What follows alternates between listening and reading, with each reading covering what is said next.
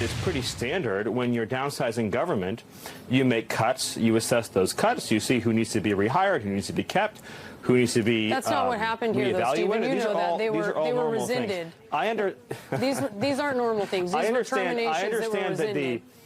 I understand that even a temporary interruption in federal employment is a great crisis and catastrophe for you and for CNN. Tonight's red-hot video, that's President Trump advisor Stephen Miller telling CNN's Brianna Keilar point blank that the networks freak out over DOGE and the cuts to the federal government are out of touch with the American people. CNN is just missing, and the rest of the media too, for that matter, just missing the boat on this. And they've closed ranks, because they're an extension of the Democrat Party, to protect the bureaucracy in Washington, not exactly the role of the Fourth Estate as envisioned by the founders. It might do CNN good to relocate to like the middle of Kansas, just to really get a feel for what the American people are really saying, because they're clearly so out of touch here.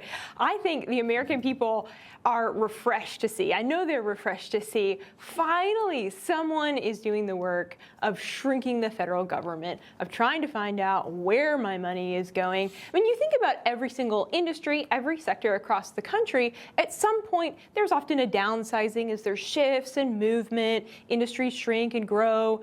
That has never happened with the federal government because we've just kept adding and adding and adding. And like, you think about your own personal finances. If I only evaluated my finances and where my money went like maybe once every 10 years, people would be like, oh my goodness, what on earth are you doing?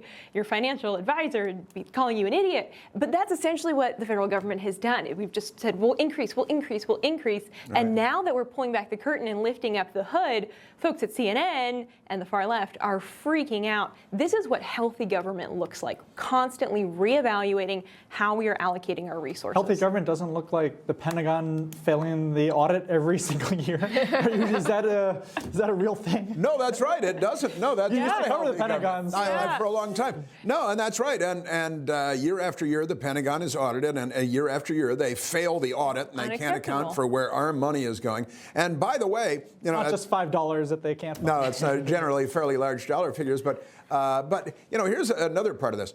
We've learned in the last few weeks, NBC News is cutting back. CNN is cutting back people. The Washington Post slashing the number of people working there. Mark Zuckerberg at Meta announcing they're slashing 4% of their workforce. But if the government should look at doing the same thing, then the news media freaks out to protect the government and every employee of the government.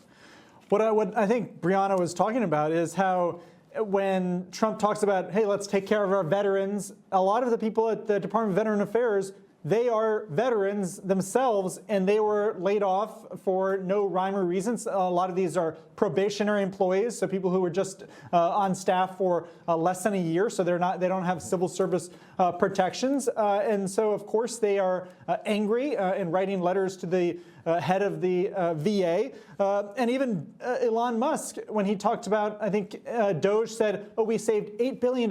They found a contract that was $8 billion, and they actually looked it up. It was $8 million. And so I think what they're missing is the real cuts and the real amount of government spending is in Medicare, Social Security, and trying to reform that. But Trump doesn't want to touch that for obvious political reasons. Well, the Democrats keep saying that he's going to slash your Social Security and take it away from you. And, you know, now they've got to start admitting that like 8 billion, 8 million, it's Washington. What's the difference? It'll come out in the wash. And they will find, they've already found more than 50 billion that they have slashed, and they're just scratching the surface now. Now, while Stephen Miller was keeping the chattering class at bay there, President Trump was busy yesterday rattling off line by line just some of the wasteful spending that has been uncovered by DOGE while it lasted over 4 minutes. Here's a quick snapshot of how our money, your money and mine, was being used and abused overseas. $520 million for a consultant on the environment, $10 million for Mozambique voluntary medical male circumcisions, $10 million for circumcisions in another country.